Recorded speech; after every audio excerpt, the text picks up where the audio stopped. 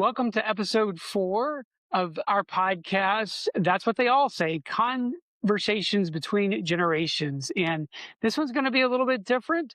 I actually have no idea what I'm going to get asked today. So I'm going to turn it over to Hope so she can explain what we're doing today. So in this episode, we're kind of jumping to a more fun topic. In this episode, we'll be doing an anonymous sibling Q&A. So how this works is I send out a form to my other 4 siblings, and I asked them to put in questions that they've never asked Dad before, either fun or serious.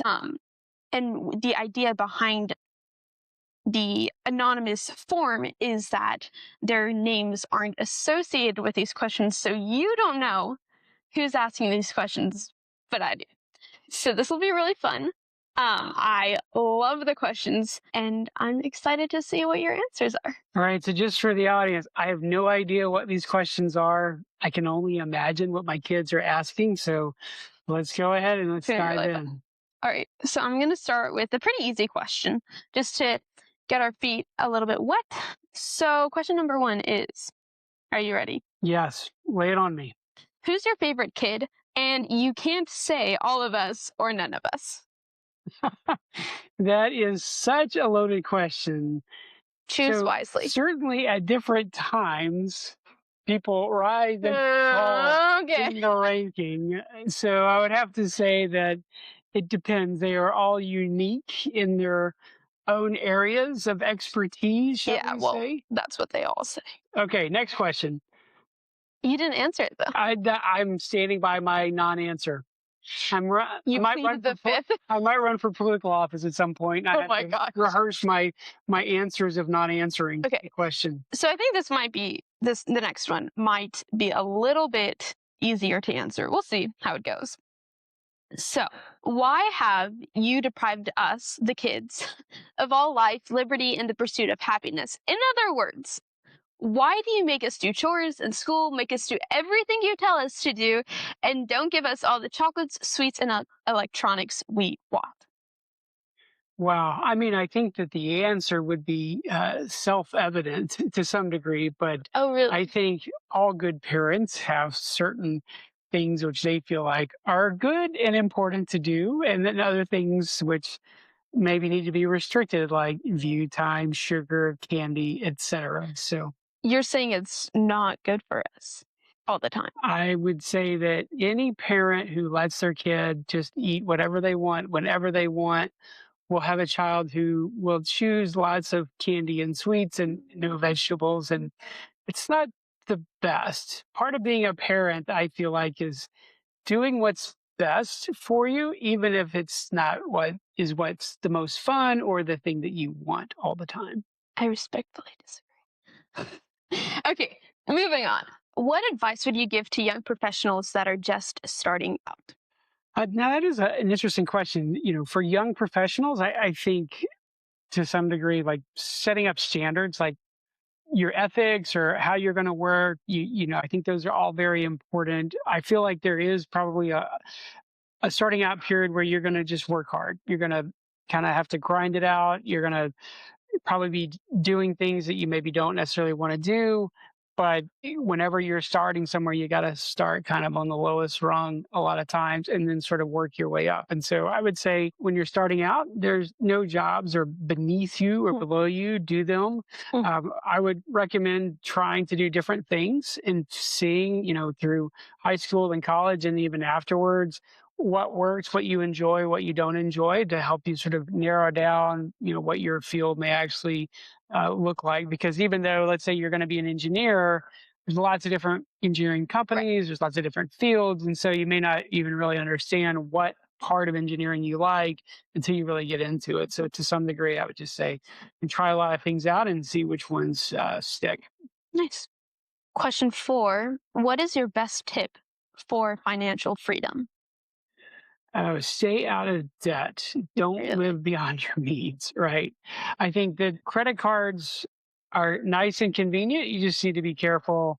Make sure you pay them off at the end of each month. when you do it that way, I think you're fine to have credit cards. I know that Dave Ramsey really, rails against having credit cards, but in this day and age, I think that, all the points and there are lots of perks that you can get from credit cards. I don't think they're necessarily an inherent evil, but they do encourage or at least allow you to spend beyond your means. And I would say be very careful that you don't do that. Whatever you make, you need to learn to live on in order to not get into debt. So if that means you buy an older car because you can't afford a new one, or if you rent a smaller apartment or even a smaller house because you can't afford a big one, I feel like those are wise financial decisions rather than buying something that you hope that you can afford something that's not really a good answer, I don't think. How does college factor into that? Because nowadays it's almost impossible to go to college without getting a loan. I mean, we very much in our family value education, and so Hmm. early on, we started saving money in 529s. With my time in the military, I was able to use the GI Bill, and then there's just some Chapter 35 VA benefits. So, I mean, I would sort of say, what can you afford? I never really had to work as I went through college because the Army kept paying for my school. I think that's difficult to do, and so we've tried to be very supportive of our kids as they go through college so that they don't have to have a job. Um, at the same time, not all families can do that. And I would say that maybe you don't need to go to the $100,000 a year college. Maybe the local community college would be one where, at the very least, you could knock out a couple of years of classes to get some of Hmm. the requirements out of the way before you go to a more expensive university. There are tons of scholarships out there. So, I mean, if you're really motivated, I think that you can probably find at least some. And I have read articles of people who, over the summer, rather than getting a job, they spent that time applying for tons of scholarships, like literally 50, 60, 70 scholarships where they may not be a lot. They might be $1,000 here, $500 there, but they all add up. There is lots of financial aid out there other than just a loan, which I know it seems like a great deal. Most of them, I think they don't accrue any interest until you graduate. But in the end, you're racking up a lot of debt. It's a little bit like paying for your college on a credit card Hmm. that is going to at some point come due. I'm not a fan of that necessarily, but I know that not everybody can necessarily afford to go to college, and so Right. then I would probably say look for a college you can get into on a scholarship, or even a local community college can provide some great education. And there is even some that are online that which may be reasonable and affordable as Yeah. well. Awesome. Thank you. Next question is, what would you say to someone who says they aren't feeling fulfilled in their work? So this is something that I was recently thinking about in the military because there were a couple of times when I felt like, oh, maybe I'm done. Maybe I'm kind of ready to get out. I would say if you're not feeling fulfilled in your work, I would sort of take a step back, kind of take a little bit of time reflection and think about what is it that may be driving that. I mean, is Hmm. it I just don't really like this work? I don't have a great boss or whatever. And then I would say before making kind of drastic changes, I would maybe try to make small changes. See if you can get on a different team with a different boss. In the Army, I was given some advice one time, which I thought was good, which was if you feel like it's kind of time to get out, maybe take that next uh, move where the Army will move you. Costs about a year of your life because you have to pay back that move, but it helps you gain perspective on whether or not now I really am done with Hmm. military, or whether or not it was now I didn't have a good job or a good boss or whatever, and just that location when I moved, it kind of changed. So I would say probably look for small adjustments you can make. Kind of stepping up to a more drastic change would be, look for a similar company that Okay. maybe does the similar type of work that you've been doing, just maybe in a different way, or maybe just for a different boss. And ultimately, if you feel like there is really something that I really want to do, um, I would say, well, then, just be prepared, right? Again, we talked in a previous question about starting on the lowest rung, right? If you rise up to a certain degree in a particular field and then you're going to go do something totally different, I would expect that you're going to have to kind of go back down a little bit, which might Hmm. mean lifestyle adjustment. I'm not getting this salary. I'm going back to the bottom rung. Right. Fine to do. Just realize that there may be some cost associated with doing that. The next one is a fun one. If you could medal in one Olympic sport, what would you choose and why? If I could, oh, if I could get a medal, Yes. I'd probably say it'd have to be triathlon because that's the one sport that I really enjoy doing. I like the training, the swimming, the biking, the running. It's never good enough to do it, but Mm. I thought it would be kind of fun if I was at that level. We actually went to a church where there was a guy who was, I don't know if he made it to the Olympics, but he was on like the national level triathlon team. Mhm. So if I could medal in anything, it would probably be that, the triathlon. Question 7 is what travel destination is number one on your list? Gosh, we've been to so many places that's fun. Is this about places I want to go or places I have gone or both? Both. Okay, so the one place I've never gone that I would love to go is Antarctica. So I really want to go there That's where I want someday. to I go. know it's like super expensive because you got to get to South America and then you got to fly to Antarctica and they only so many flights and so I don't know how we would ever do it. Well, it But, might be fun. uh, but I mean, that's something just to say that I've done it would be great. In terms of trips that we've actually taken, I wanted to say that the trip to Israel was fascinating. Mhm. Just to see things which are so old and historical, and to be in Jerusalem and to see the Sea of Galilee where Jesus, The Dead walked on Sea. water and the Dead Sea and all the different places was just really cool. It was very uh, amazing scenery, amazing history, and just amazing location to be at. So I really enjoyed that trip. Well, if you ever go back to Israel or you decide to go to Antarctica, take me with you, Yes, please. I'm sure I'll have many fellow travel companions from this family that would love to go. The next question is what's something you wish you'd started earlier? And it can be anything.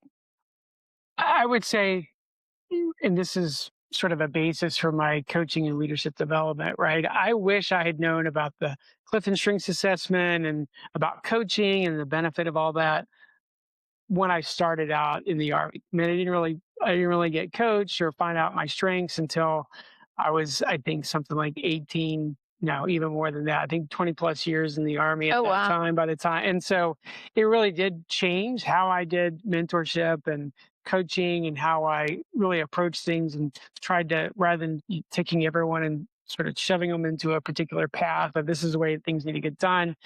Coaching and using your strengths, aligning with your strengths. I think it's a much better approach. It's an approach that people tend to enjoy it more. I wish I had found that earlier, um, but the Eclipse and Strengths Assessment didn't come out until like the early 2000s, so it wasn't even available the first 6 or 8 years of my time in the Army. Hmm. But I wish that had been available in order to kind of get a head start on leadership and development and understanding what I'm good at, what I Yeah. enjoy. I will say, when I took the Clifton Strengths Assessment, when we started going through like what my results were, everything just kind of clicked. My top two are achiever and learner, and I just was like, oh my gosh, this makes so much sense. I really learned how to use what I'm good at to the best of my ability through that. So, highly recommend. The next question is really fun. Um, how much longer do you think you'll live? Oh my gosh, how much longer do I think I'll live?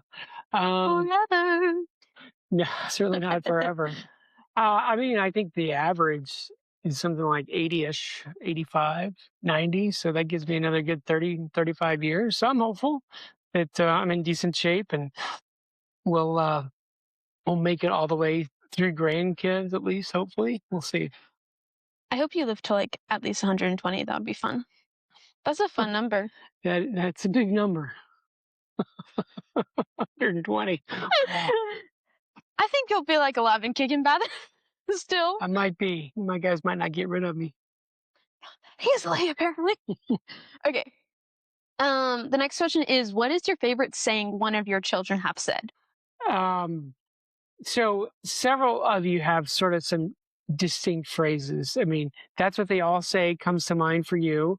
Um, one of your sisters loves the phrase, I'm not going to lie. She says that a lot. I don't think there's any others that I can really think of, but those two come to mind. So basically you're saying I'm your favorite child. I did not say that. I think it's pretty logical to say that because you said that's what they all say first, and therefore I'm number one.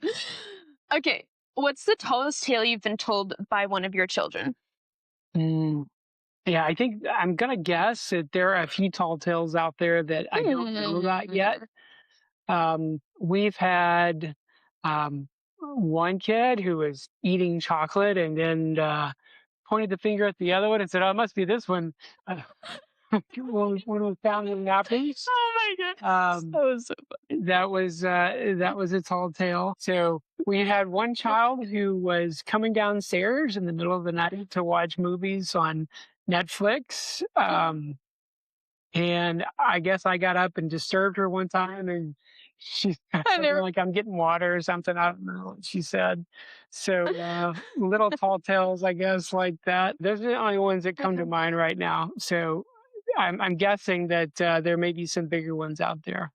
I guess we'll have to wait and see. We'll need like a confession episode. That's right. Maybe that we need an episode of a round table where you all tell me the biggest tall tale you guys each told me, and then I can maybe rate on a scale of 1 to 10. And that's number one. That's the worst thing that anyone's ever Actually, would be wow. kind of fun. So, Okay, what kind of going off of that? What's the craziest true story you've heard? oh my goodness, the craziest true story. Well, we've had some doozies. I mean, we've had from some of our travel issues. I mean, running to catch the cruise before it left the dock. I mean, that was kind of crazy. Um, when we visited Israel, right, we got sort of pulled over and detained for a little while. That was quite It was interesting as so well. yeah. So it seems like a lot of our great memories are on travel, but then a lot of our hiccups were in travel. I remember us sprinting through the airport in London because we were so late. We had stayed to watch to do some kind of private tour of a soccer tournament. And so by the time the train got there, it was super late. And so we hit security and we left like all the stuff that needed to go back. Like after they piled through all of our stuff, we just left them all there with your mom. And she's like, "I'll get it. You guys go." And so we're running all the way through the airport, literally sprinting and sweating. And we finally get there and it was like an Italian airline. So luckily, like they were taking a long Yeah. time. There's a long line to get in there. So she eventually caught up to us. We didn't have to leave anybody behind. But that was a pretty crazy experience. Lots of stress there. So Yeah. no wonder I like to get to places early, if at all possible. Yeah. Okay, the next couple should be a bit more like quick fire. What's your favorite movie of all time? It's got to go with Star Wars. You know, I was 5 years old when it came out, and so it was revolutionary. Its special effects for still actually hold up today. They're still pretty good. If I watch the original one, I basically have every line memorized. So I don't even really need to listen to it. I could just probably kind of go through it and I just know every single line. So it's got to be my favorite. What's your favorite state in the US? Well, I'm supposed to say Texas because I'm a Texan. I'm But born and raised. But I would have to say probably the one that I really I think is the most beautiful would be Colorado. We live in Colorado Springs. You have Pikes Peak in the background all the time. The Garden of Mhm. the Gods. There are lots of great places there. So I'd just say that at least aesthetically, that's my favorite Colorado. state. Awesome. What's your least favorite genre of music? Um, gosh, piano music. Or, I mean, elevator music. Is that a thing? So slow, really Interesting. boring. Also, rank these artists from least to most favorite. I don't know if you'll know any of these. Taylor Swift, Lady Gaga, Celine Dion, and Beyonce. Okay, I know I've heard of all of them. Okay. I don't really know any of their music. Okay. Taylor Swift, I've heard some of her music, and so I guess she's going to be number one. Oh, okay. And I'm not really even. I mean, I know of Lady Gaga and Celine Dion. I don't know. I wouldn't even be able to. Beyonce. And Beyonce, I wouldn't be able to rank any of their stuff because I don't know any of their songs. So, What was the biggest mistake you've ever made? oh my gosh, the biggest mistake I've ever made. Top one mistake. Yeah, I can't really. I mean, You made no mistakes. not that I haven't made any mistakes. There's tons of them. I just can't think of any like large, like overarching. Maybe not learning how to communicate better earlier. I wish I was a better communicator. Hmm. What's the worst gift you ever gave mom? Too long to list. Oh my Like god. the list. Oh So my I'm a goodness. terrible gift giver. Like I've given gift cards and little coupons for I'll clean up I mean all kinds of silly, crazy things. So none of those are great gifts. So I mean I couldn't even imagine. It'd be hilarious to see what her What are the what her thoughts were on one of the worst gifts I've ever given. what was going through my And she's mind? probably looking at her watch and go, how much time you got? She wouldn't say that. But Oh my goodness. Okay, almost tying into biggest mistake, but what was one of your most embarrassing moments? well, one that I still remember, I don't know if I would rank it as my most embarrassing. I think I was like in sixth grade or something. I was pretty Oh, young. And I just remember at the time, leading up to that, I've been pretty good at baseball. I could throw a pretty fast pitch. I think I okay. was, but I was starting to have more and more trouble hitting, sliders, and people were starting to learn how to Mm, throw things, which kind of moved a little bit. I just remember getting so frustrated at the plate one day that I was just like, I'm just done with this because it was embarrassed. I felt embarrassed that I couldn't hit the ball. I thought I was pretty good. Turns out I wasn't that good. And so it wasn't too long after that, I think, that I quit baseball just because I felt like mm. I just can't hit the ball very well. Tears. What is one thing you regret in life? And kind of like, do you have any regrets?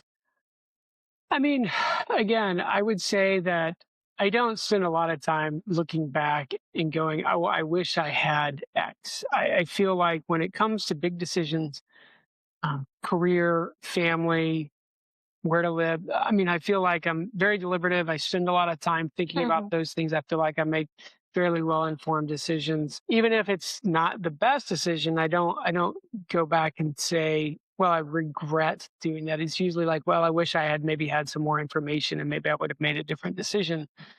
But I feel like life doesn't happen randomly. I don't feel like these big decisions, the ones where I know people end up, 30 years I worked for a company and now I regret it. Mm, Like I don't regret my time, mm, the time that I spent doing things, because I feel like I've learned and progressed and grown in just about every situation and every opportunity. And because of that, like I don't know how different would I be if you take some of these mistakes that I've made, if you take them away, then maybe I'm not the same person that I am. So mm. I wouldn't say that I necessarily live with a ton of Yeah. regret.